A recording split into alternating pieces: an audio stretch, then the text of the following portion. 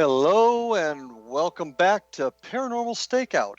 I'm your host, Larry Lawson, coming to you from the Southern Command Post of the X Zone Broadcast Network in beautiful Vero Beach and Fellsmere, Florida.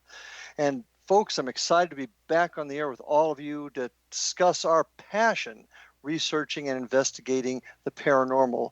So join us on this quest as we search for those answers of what's really on the other side. And tonight, really pleased to have a guest that's going to help us on this journey, Daniel Duchaneaux from Ghost Hunters of Ottawa for Scientific Truth, acronym GHOST.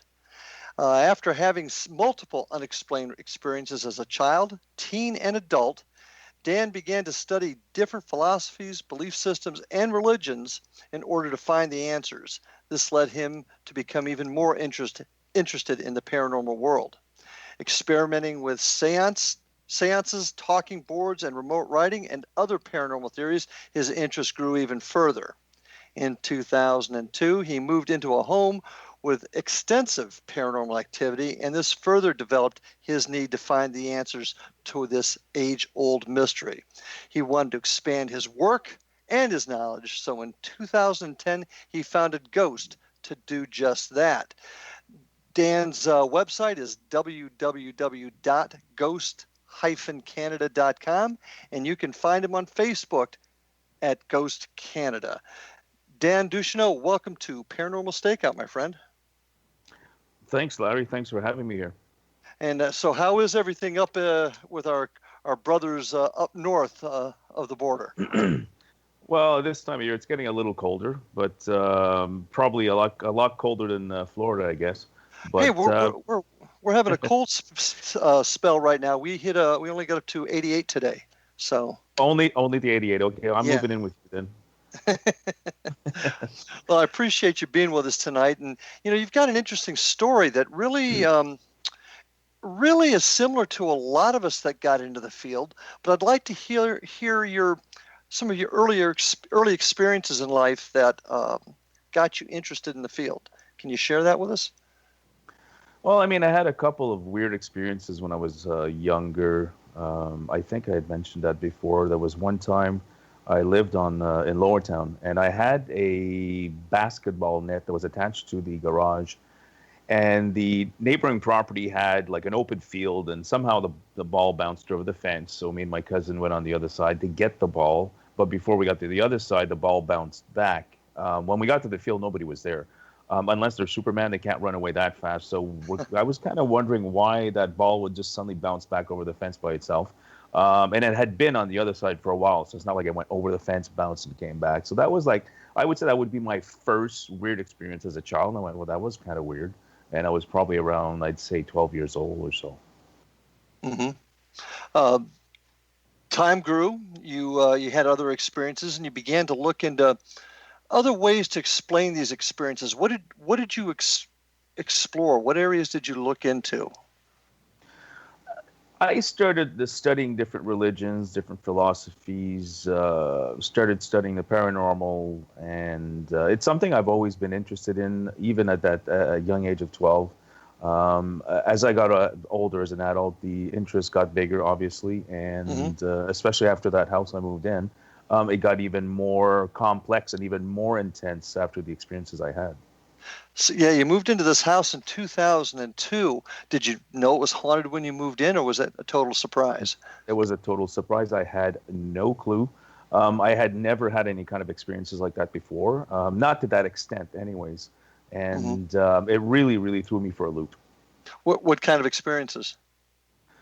I had, I'm talking like stuff moving, flying off shelves. I saw one apparition of a of a man in my staircase. I did see a figure walk behind me. I saw the reflection of the figure in the living room window, which was crossing across in the kitchen.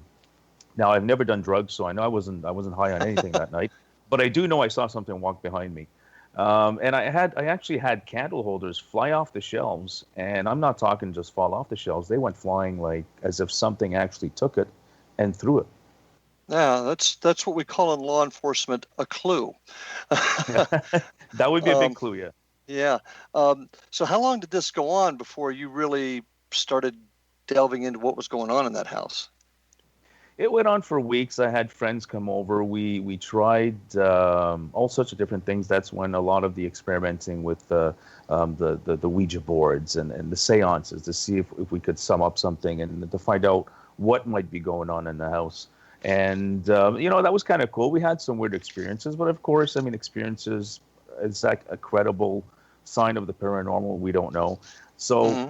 as the years went on, I wanted to find something a little bit more scientific, a little more concrete to validate the experiences I had in that house. And is that when you first developed G.H.O.S.T? Absolutely, that's when I actually said, I would love to delve into this a little bit more, trying to take more of a scientific approach, skeptical approach, and be a little bit more critical minded about it. And that's when it started in 2010. Well, you obviously had some very personal experiences there. A lot of folks, when that happens, they'll continue to take, frankly, an emotional view of the whole thing. What made you want to look at it from a more scientific standpoint? Well, I mean, it's even hard to say to take a look at it from a scientific standpoint because we still to this day try to figure out like what kind of equipment could prove the existence of the paranormal. I knew that Ouija board and holding seances, there probably was not a lot of credibility behind that. So trying to take a more scientific approach was like the next step forward. Okay, well, what do you think this phenomenon is, and where do you see us heading in a scientific way? I mean, what's your thoughts there? If I had all the answers, Larry, I wouldn't even be doing this right now. I would just, I don't have all the answers. I don't think anybody has all the answers. I think that's why a lot of us do this is to try to find an explanation, some kind of validation for some of the experiences a lot of people have, including ourselves as investigators. Oh, And it's very hard to say where it's going to go. I mean, I don't really know what it is. there's the question. Do we really know what it is? Do you have a personal philosophy, what you think this phenomenon is at all? Oh, of course. Everybody has their own personal philosophies. I mean, if I'm to tell you the truth of what my beliefs are, which usually I keep very separated from my investigating, is that Hmm. I truly believe there is that our energy carries on after we pass away. I believe there is something after our death, but again, that's my personal belief. And the question is, do we linger in between the living and the dying? And is it possible that we can haunt the living? That's the question. I have a belief that there's something after. I'm trying to find out if we can actually stick around after we pass away. Yeah, and that's the question we all have, and I got to tell you, I kind of have the same view that you do. But the problem is, how do you prove it? I mean, you've seen things occur, you've seen things happen in your house, Yeah. but how the heck do you prove it to somebody? You know what happened. You know you weren't on drugs or drinking. You know Yes. what happened, but we can't prove it, and that seems to be our stumbling block that we can't get past. Well, I think the only ways we could, there's only two avenues that we can take to either try to prove it. It's either audio or visual. Hmm. A picture doesn't lie. If I have a video and I see something floating across my room, that's evidence of the paranormal. Doesn't mean it's the soul of somebody who's passed on, but it is paranormal. If it goes against the laws of physics, it's paranormal. Well said. So video is one way.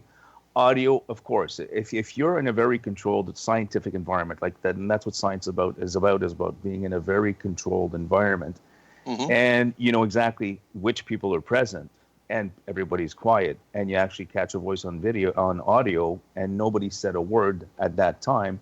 Well, where is that other voice coming from? So audio and video would be probably the two major forms of media that we can try to prove if there's an existence of the paranormal or even life after death. As far as EMF meters and everything else, okay, that's all unproven. It's not proven scientifically that it works, but audio, video to me doesn't lie.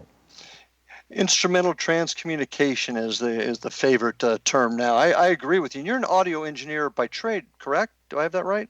No, by trade. I took a course when I was in the 80s, but that's not by trade. I'm a carpenter by Okay. trade. I do home renovations. Okay. And I'm actually studying to be a home inspector. So Oh, that's my okay. trade. But I did take a course when I was back in the 80s in sound engineering. But we know today with all the technology, the way it changes, it's all digital now. It's nothing compared to what I went to school for. So it's very different. So, but I still have a background in audio engineering and sound. Gotcha. And I agree. I think ITC is definitely the route to take for the future, and that's what our group particularly is focusing on evidence found in that area. Training. When you first got into this, are you self-taught? Did you take any training? I don't think there's any form of training out there that's legit, because we don't really know, Larry, what works and what doesn't. So I don't know if somebody can actually train somebody to investigate the paranormal. All we can do is tell people that how we do things and what's possibly worked for us. That's the only thing we can do. So no, I've never done any training. I don't think anybody ever has done any training in this. I think a lot of it is experiences that you go through. And just studying the subject for so long, you start to get to know things a little bit more. Gotcha. Well, we're going to talk a little bit more about training when we come back on the other side. I've got Daniel Duchaneaux of G.H.O.S.T out of Ottawa, Canada. Stick with us, folks, for our next segment. I think you'll enjoy it. Paranormal Stakeout. We'll be right back.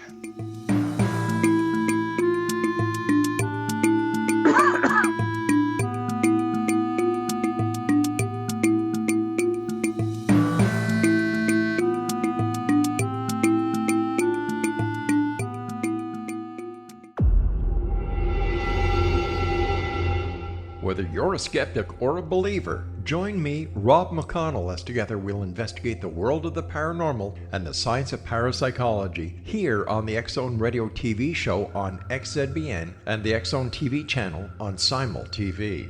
Since 1990, the X-Zone Radio TV show has been the place where people dare to believe and dare to be heard.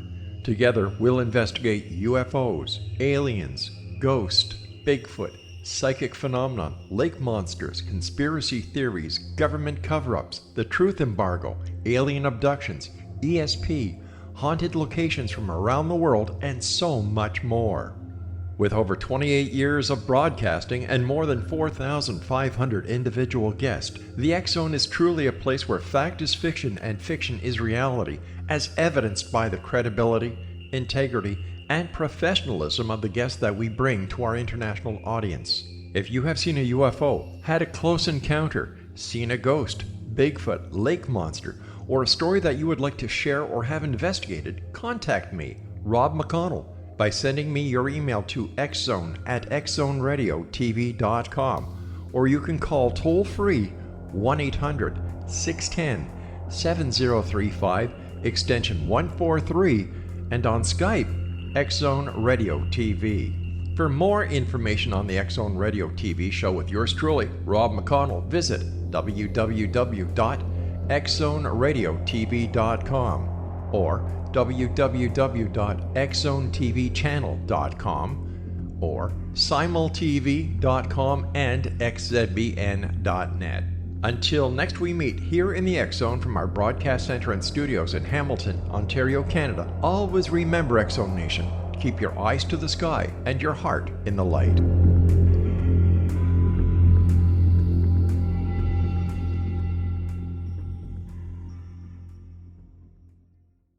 You have heard of the X-Zone? Now watch it on Simul TV, plus 500 video games, live TV channels, free video on demand, worldwide, and more.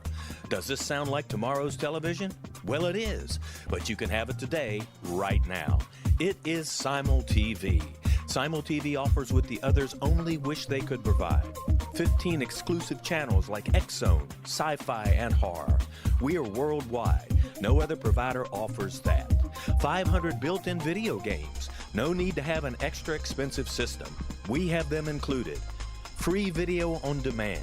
Live streaming events from around the world. Interactive online network, and much more. Tomorrow's TV today. Simul TV. Sound too good to be true? Well, it's not. You can have Simul TV today. Sign up at simultv.com. Do it today.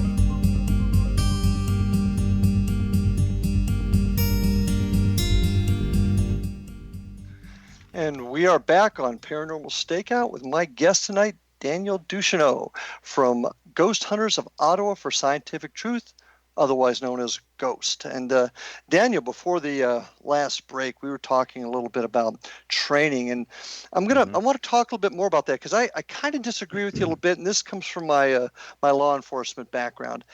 Now, I do agree with you that we are so far behind with the development of appropriate equipment. And your work as a home inspector, you know darn well most of our equipment is the same thing that a lot of times home inspectors use to find wires and walls. Would you agree? Yeah, absolutely, yeah. And so that can throw off all kinds of false readings. But I do think training can be important, and there's not a lot of it out there. So very few people, if any, have a lot of training. But I do think that we can work on developing people's skills with interviewing, i.e., talking to clients beforehand, understanding the proper collection preservation of evidence, and also being a little bit more skeptical when viewing evidence. So that's kind of where I'm at with that. Go ahead. I'm sorry. No, you go finish up there, Larry. No, it's just the equipment is where I kind of have my my stumbling block. We just haven't done enough to develop things that we can use. It's all the same stuff we've been using for 20 years. I mean, K2 meters have been out for how long now? And a great way to maybe find an anomaly, but it doesn't give you any of that hard, tangible evidence that me, as a cop, I'm looking for. So I see what you're saying, but I do think we can train people to become a little bit more astute in their investigations. Just my thought. I actually agree with you on that one, Larry. I think I don't think there's any kind of formal training. You can't go to ghost school or paranormal investigative school, but I do think there's a way to train people, especially if you're going to take more an investigative and scientific approach to it. Science is about having a controlled environment. So a lot of people, investigate, they don't have that controlled environment. So yes, there are probably things aside from the equipment that we could probably teach people with our experience, that part of investigating the paranormal is about being an investigator, trying to debunk certain things, like you being in law enforcement or me in home inspections. It's the same kind of process, the process of elimination. So again, having that control environment is something that we could teach people. So I see this maybe as a future thing for paranormal investigations. If we're going to teach people how to investigate, I think the big portion would be to have a controlled environment. So that way you can reduce contamination. So yes, training is possible. I just don't think there's anything available out there right now. Well, there are actually, I actually have done some training myself. I have put on a class down here and helping folks understand what it is to investigate the paranormal. We did it down here. I'm planning another class in December. But most of it is philosophy-based. Most of it is technique-based and an introduction to equipment. So that's the direction we're going now, getting people in the right frame of mind to understand what this really is. Mm-hmm. But that equipment issue go ahead, I'm sorry. And I think that's certainly the right direction to be going in for sure. Do you have any thoughts on developing techniques, protocols, framework, so that teams don't do things exactly the same, but like if I'm investigating a homicide and I'm doing it down here in Florida, essentially they're going to do it the same way in California. I mean, there'll be different laws and certainly different procedures they have to follow, but the framework is essentially the same. Do you see that as being something we can do in the paranormal field to get a more cohesive type of investigation and evidence? Do you think that's possible? Actually, I think it is. Excuse me. I think it is possible, Larry. And I think that to have that one kind of a base that we could all follow as far as procedures and the techniques that we use, and come to an agreement of how paranormal investigations should be conducted. I think that's really a possibility. If we can get past all the egos, that is, right? Yes, and we do know that in the with so many teams out there, there's millions of them. They're all over the world. There's definitely egos. There's competition. Competition is a very sad thing, but that's something that's definitely going on in the paranormal field right now. It's so competitive of who's going to get the next location, who's going to get the next asylum, let's say, and of course we all want to investigate these places because we have that need to find out if to find concrete evidence. Yeah, absolutely. And with that comes that we had it in law enforcement for many years. And it's my case. I don't want to share it with anybody. And we get the same problem in the paranormal field. And I'm hoping with our work down here with Para-Unity, as we call it, that can hopefully change. And I'd sure like to talk with you, our brothers and sisters up there in Canada, a little bit more about that. So tell me a little bit about your team. How many folks you got? What do they? How many? What do you consist of as far as backgrounds? A little bit Well, about Ghost. our team is I've had such a high turnaround with this team because I am extremely picky on who I let into the team. We have right now I have a bit of a background in sound engineering. I've studied management in school, which gives me the ability to manage the team and control the team in a good fashion. Um, Taylor has been into the paranormal since she was a kid. So she's read a lot of books on parapsychology.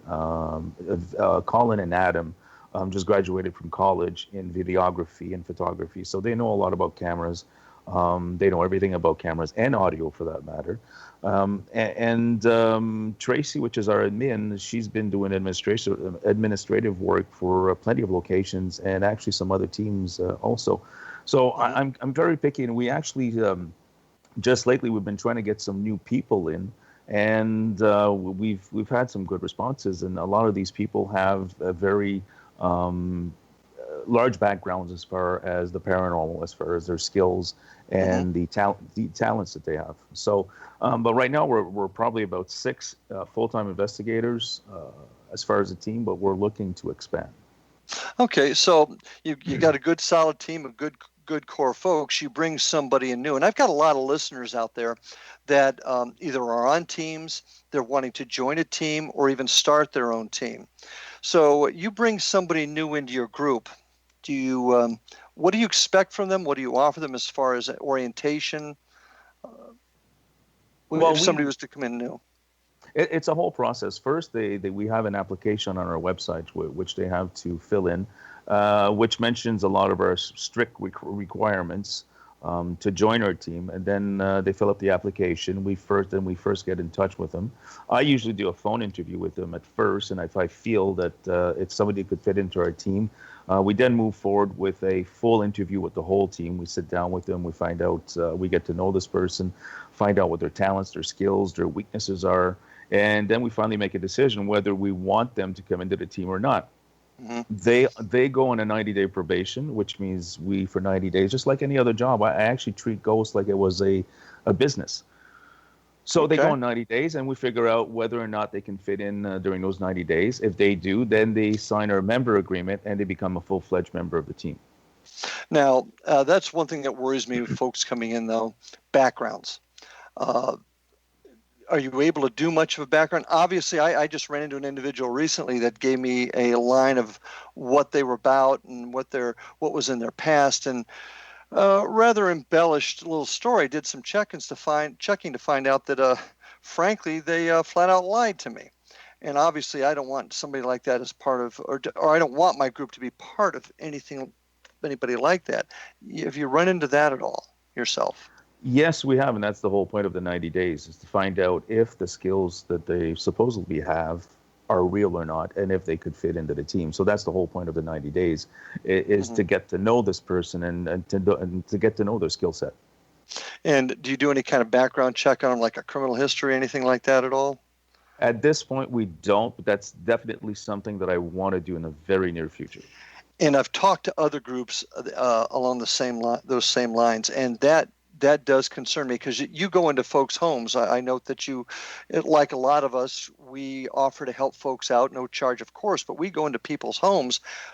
we certainly don't want to bring somebody in that has a background of theft or burglary. No, So that's something that worries me quite a bit. And I don't think we do enough of that in the field too, is to vet our new folks. And it's tough. There's no doubt about it. It's tough. So that's something we're working on ourselves. Go ahead. Well, definitely something we want to get into also, Larry, because I think it's, as you said, we're going into people's homes. We're going into locations. We did the Bullock House in Gananoque, and this is an antique house. It's an old house. There's probably a lot of the owners have stuff. So we don't want people to steal anything. So of course we monitor. Of course, the whole place is monitored with cameras also. Sure. But yes, you're absolutely right. We don't want to end up in a situation where an owner or a place says, "Well, listen, we had this and this is now missing." Yeah, and just one of those many things that, you're an administrator of your team as I am, and it's just those type of things that we have to worry about, unfortunately, in this crazy world of ours. I notice you also do a lot of events. Is that correct?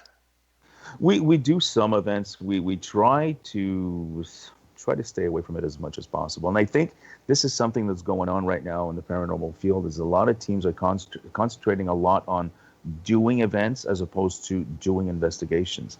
Events are good because, we don't get paid for our services. We don't charge any clients for any kind of fees for our services. But of course, we'd like to get, if a camera breaks, we need to buy a new one. We need to buy some wires.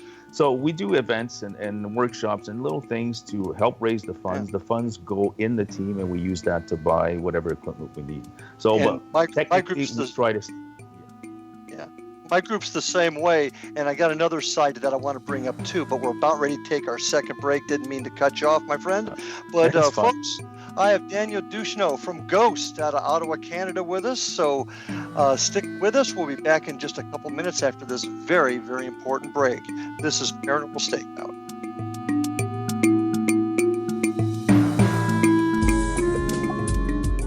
From our broadcast studios in Hamilton, Ontario, Canada, to the world and beyond, you're watching the X-Zone Broadcast Network, www.xzbn.net.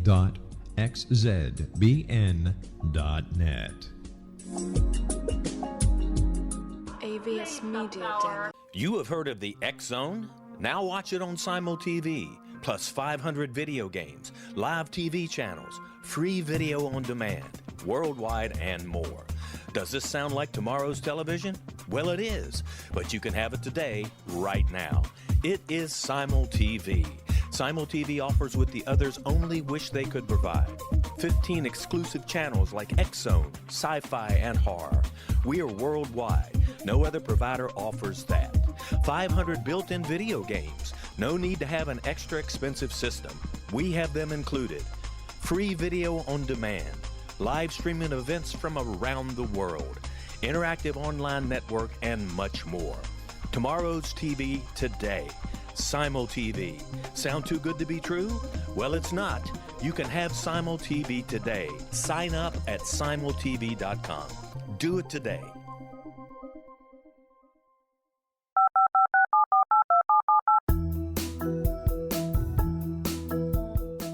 Did you know that when you're on the road with limited data or Wi-Fi, you can still listen to the X-Zone Radio Show with Rob McConnell, The Science of Magic with Gwilda Wiyaka, X-1, Dimension X, Space Patrol, and every minute of the X-Zone Broadcast Network by calling 213-401-0080, courtesy of Audio Now.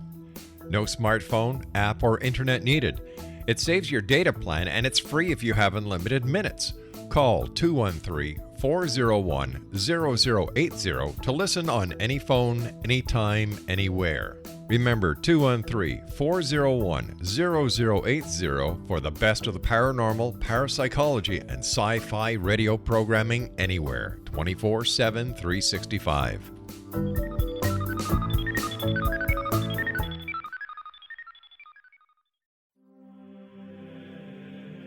Rob McConnell here, presenting an overview for Nicholas Paul Jennings, author of a fascinating book, Amen.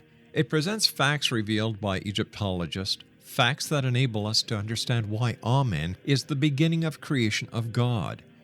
It provides recommendations for religious leaders of the major religions to unify their beliefs and teach the Word of God.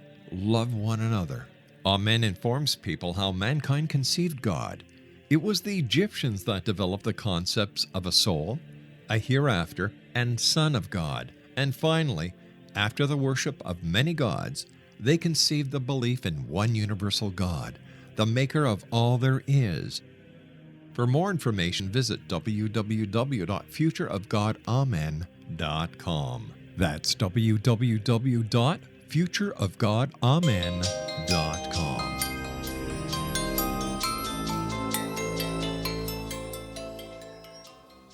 And we are back for round 3 of Paranormal Stakeout tonight with my guest, Daniel Duchaneaux from Ghost Hunters of Ottawa for Scientific Truth. Website www.ghost-canada.com.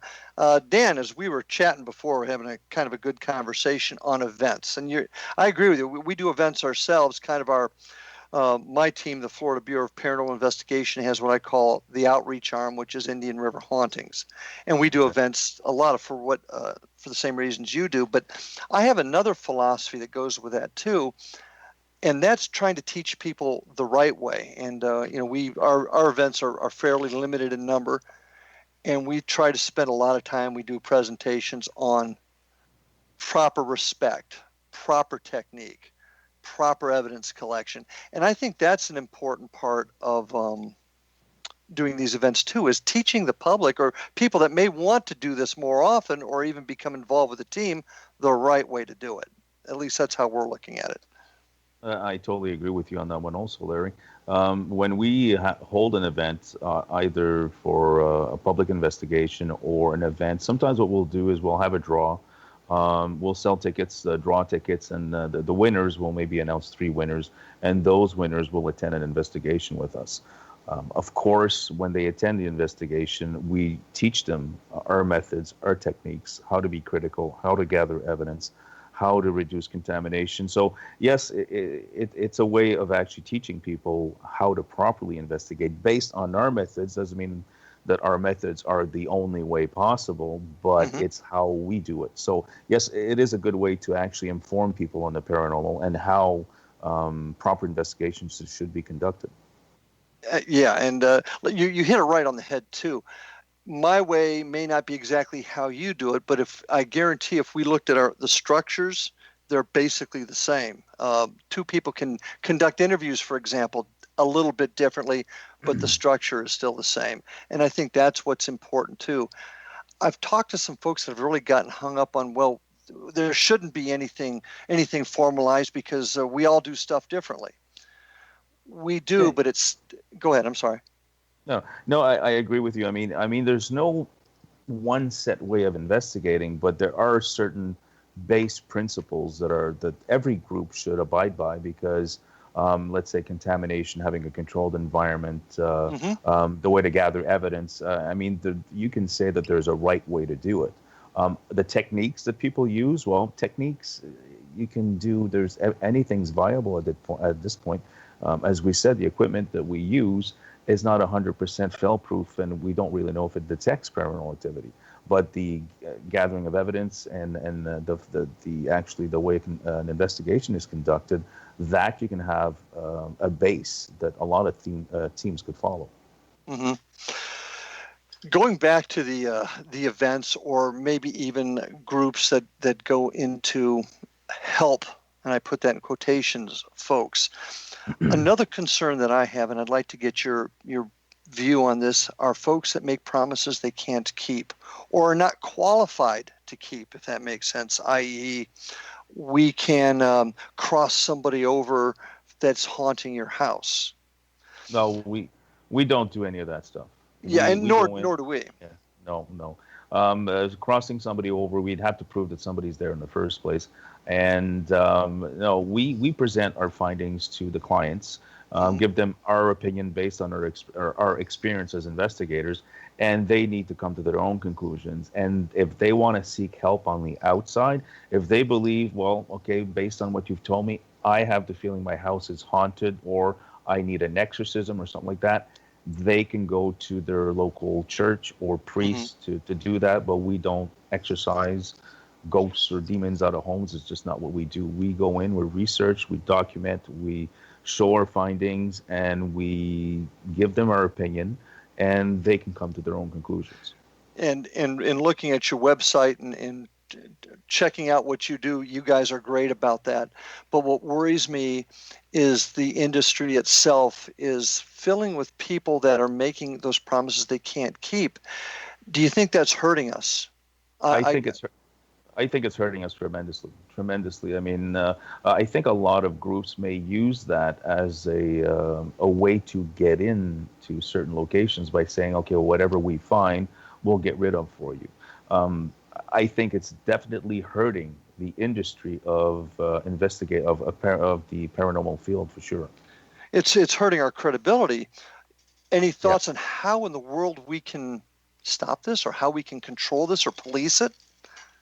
by just We just keep doing what we're doing, Larry. I think Yeah. me and you are on the same page. We just keep doing what we do, and hopefully that'll catch on. And I'm seeing a trend right now where a lot of people, there's a lot of ghost shows on TV, Hmm. and there's a couple of really popular ones, and I think a lot of people are starting to steer away from that. They want something that's a little bit more real, kind of like a reality kind of thing, where Hmm. this is what investigating is. It's not all fun and games. It's long, can be boring. It's long hours. It's hard work.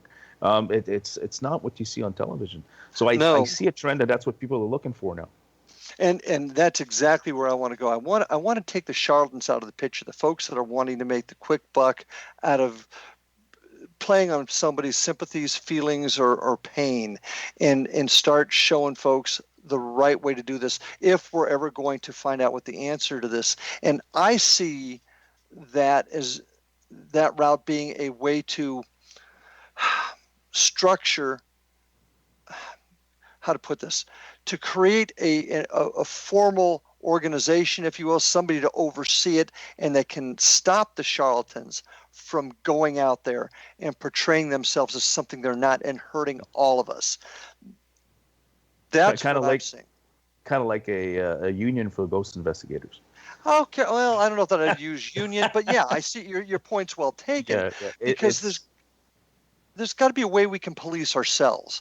And Yeah, until we start doing that, until we all start taking it seriously enough that we want to police ourselves, this stuff's going to continue, and that concerns me because that's hurting the credibility for all of us.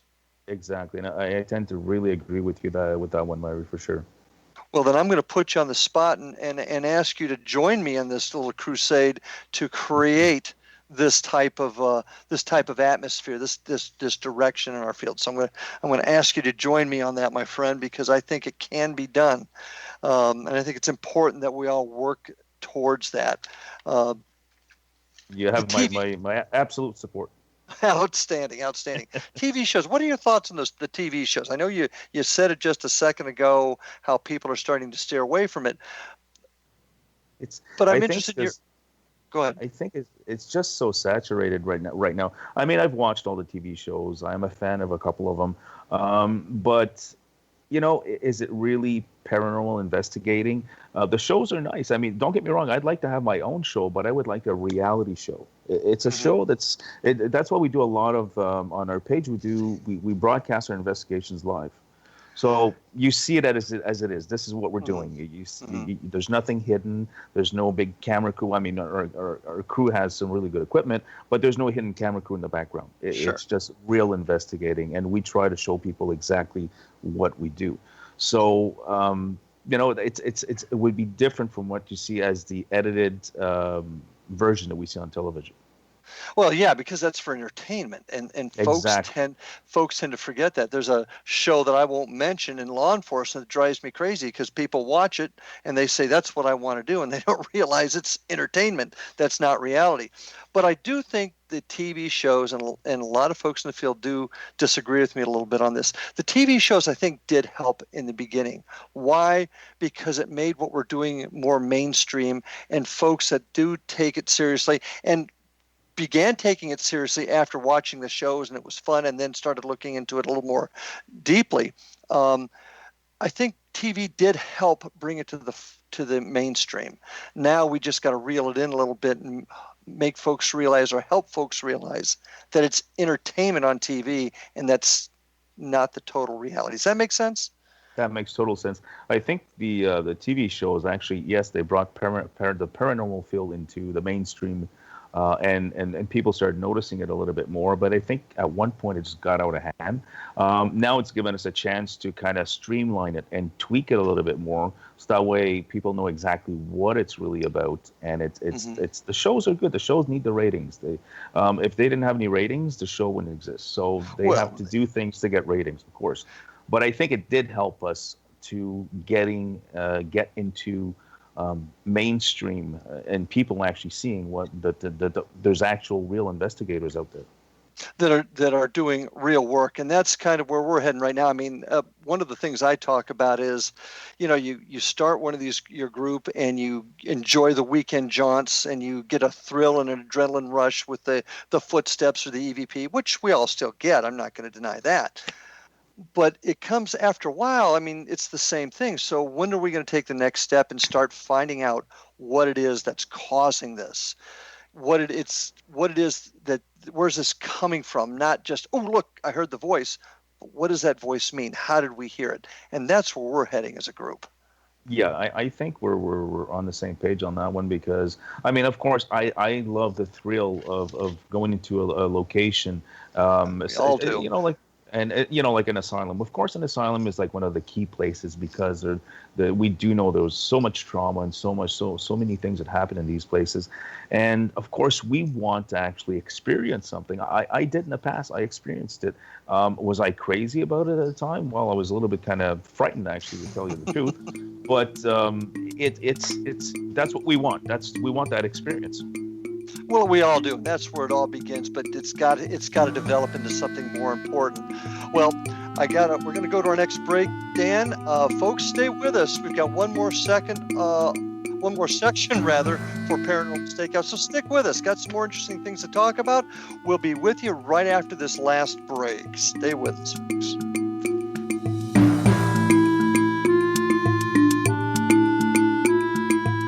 You have heard of the X-Zone?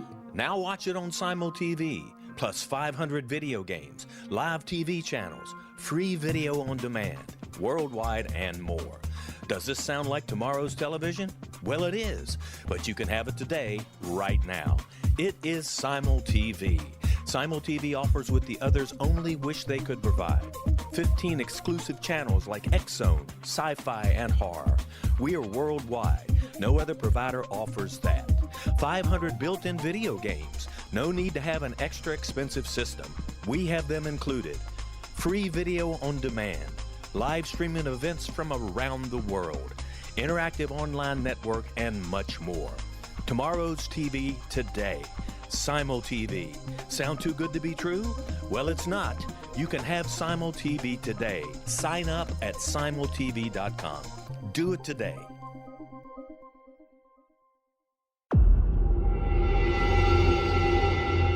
Whether you're a skeptic or a believer, join me, Rob McConnell, as together we'll investigate the world of the paranormal and the science of parapsychology here on the X-Zone Radio TV show on XZBN and the X-Zone TV channel on Simul TV. Since 1990, the X-Zone Radio TV show has been the place where people dare to believe and dare to be heard. Together, we'll investigate UFOs, aliens, ghosts, Bigfoot, psychic phenomena, lake monsters, conspiracy theories, government cover-ups, the truth embargo, alien abductions, ESP, haunted locations from around the world, and so much more.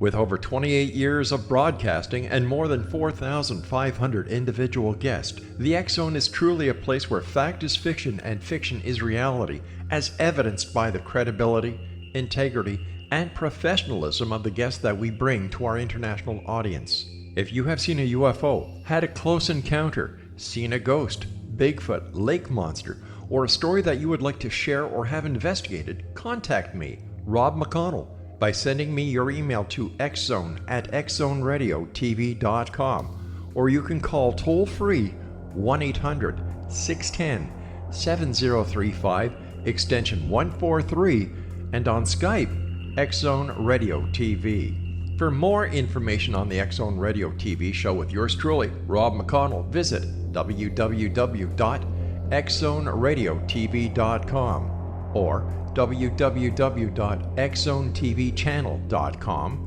or simultv.com and xzbn.net.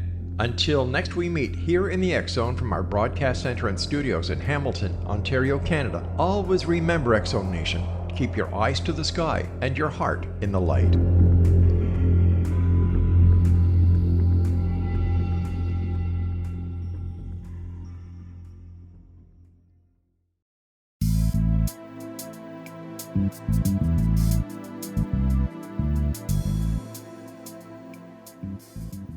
And we are back for our final segment tonight on Paranormal Stakeout. I have Dan Duchaneaux from Ghost Hunters of Ottawa for Scientific Truth, otherwise known as G.H.O.S.T, out of Ottawa, Canada. Really glad to have you with us here tonight, Dan. But I also want to tell everybody that we've got a lot of great programming on the X-Zone Broadcast Network. So I'd invite you to go to our website, www.xzbn.net, to check out all the terrific programming on the network, including me. I'd like you to listen in on my show, and you can find me also on our website or email at www.paranormalstakeout.com.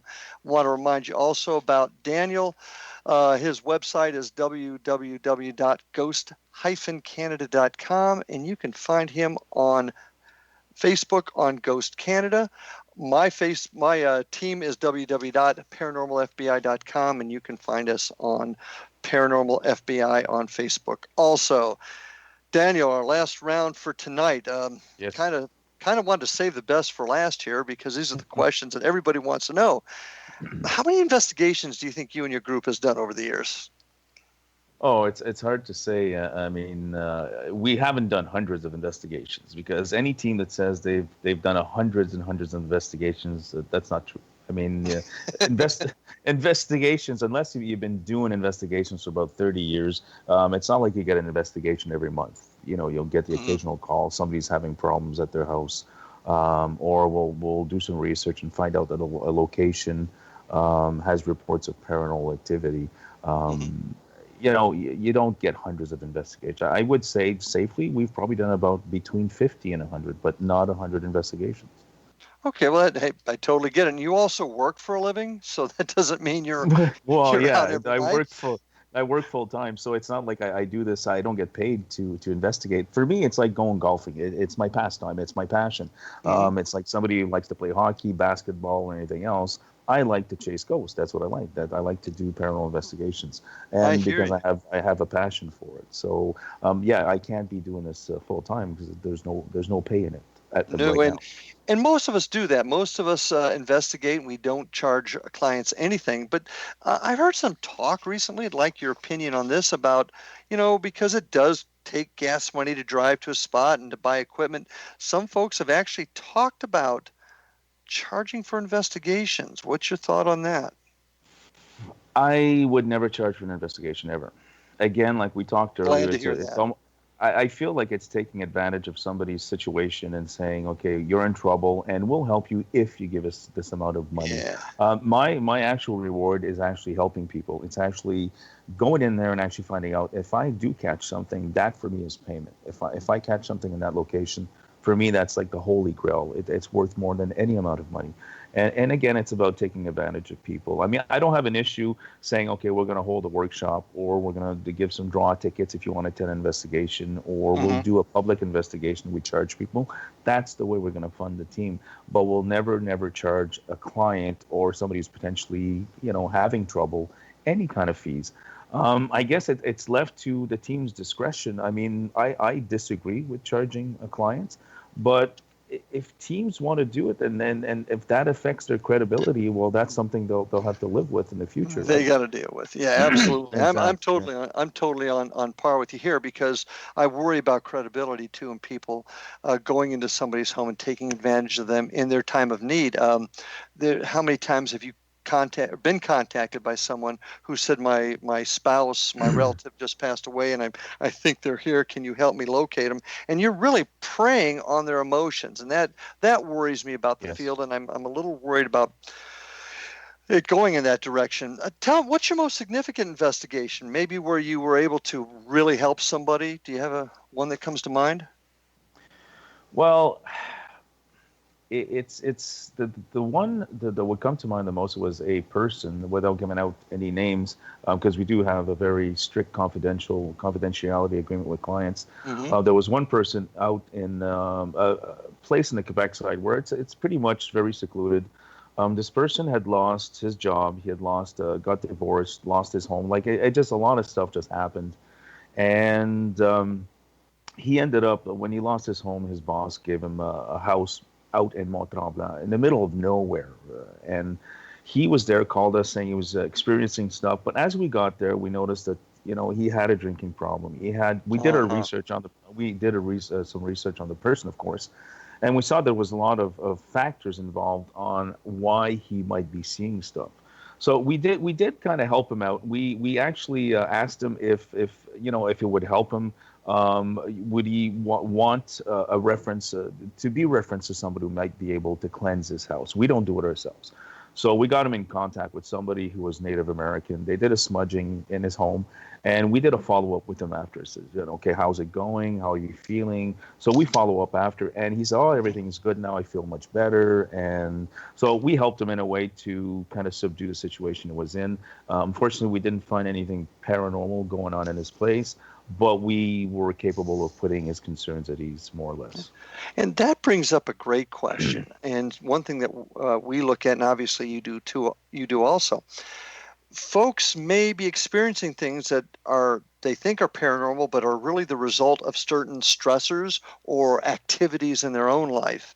You do check that out. You do a background on your client to find out what's going on with them.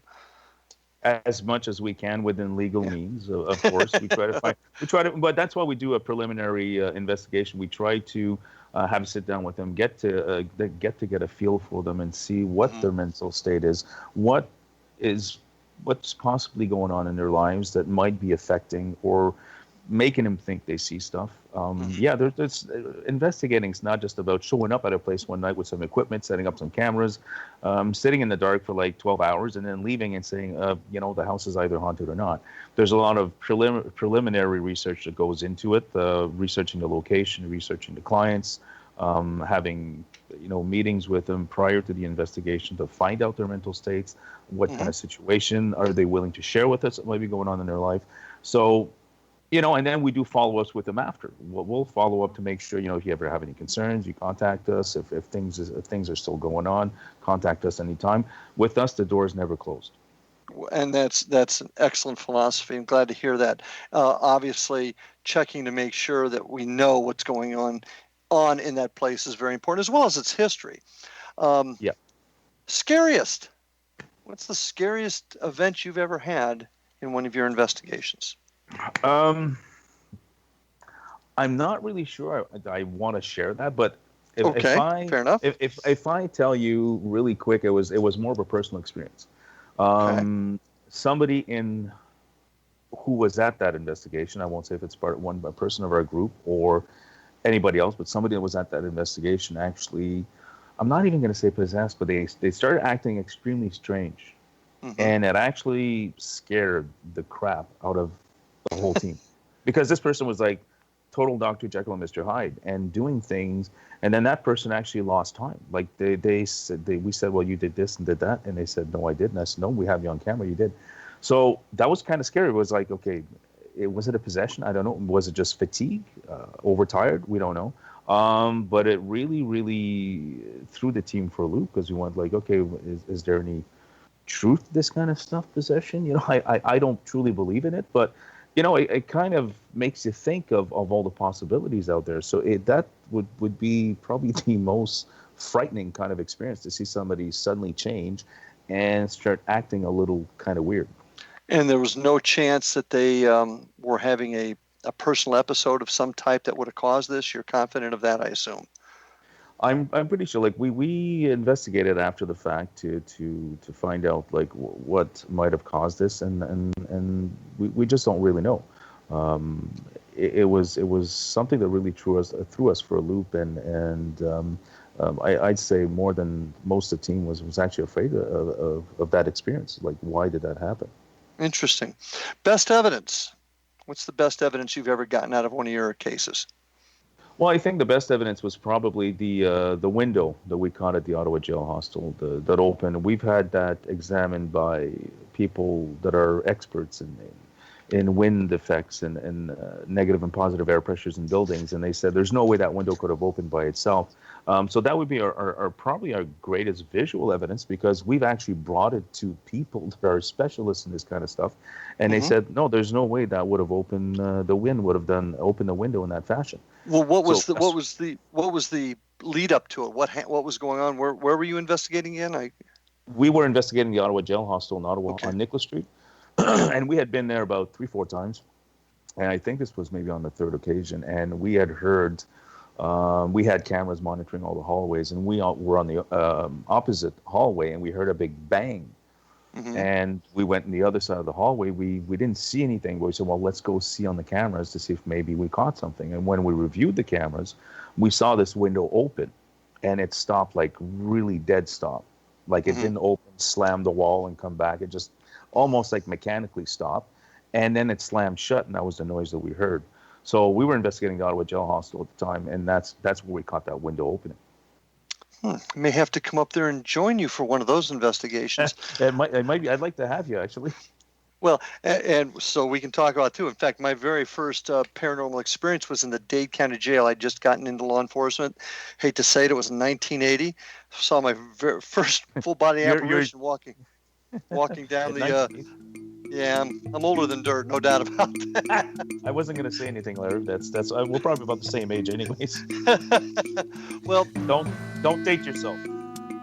Well, listen, we're about ready for to end our time tonight. I want to thank you, Daniel Ducheneaux of G.H.O.S.T, for joining us. I enjoyed our time tonight. Thanks for having me. Yeah, we'll talk again soon, my friend, and I may come up to Ottawa and check you out. We'll talk again soon. Folks, I appreciate you listening to Paranormal Stakeout tonight. I'm Larry Lawson, and we will look forward to seeing you next time on the other side. Have a good night, everybody.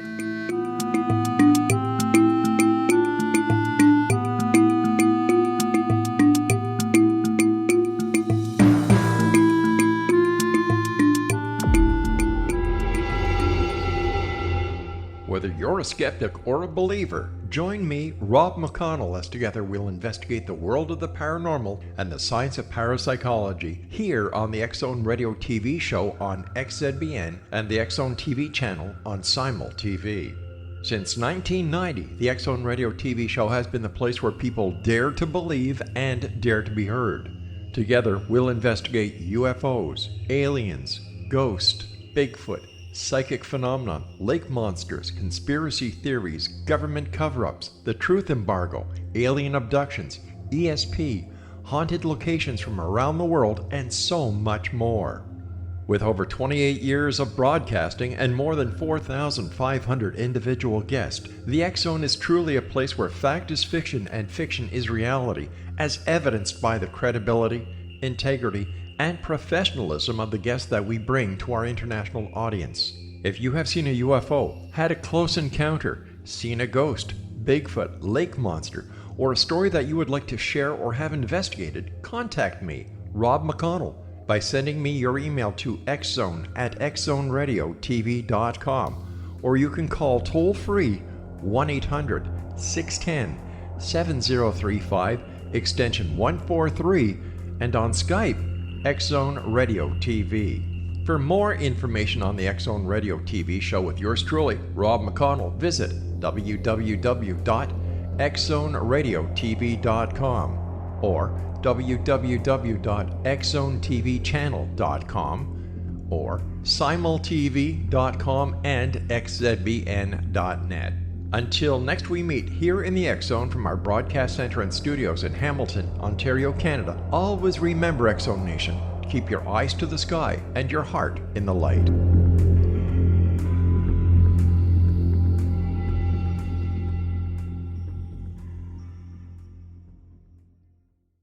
You have heard of the X-Zone? Now watch it on Simul TV, plus 500 video games, live TV channels, free video on demand, worldwide, and more. Does this sound like tomorrow's television? Well, it is, but you can have it today, right now. It is Simul TV. Simul TV offers what the others only wish they could provide. 15 exclusive channels like X-Zone, sci-fi, and horror. We are worldwide. No other provider offers that. 500 built-in video games. No need to have an extra expensive system. We have them included. Free video on demand. Live streaming events from around the world. Interactive online network, and much more. Tomorrow's TV today. Simul TV. Sound too good to be true? Well, it's not. You can have Simul TV today. Sign up at simultv.com. Do it today.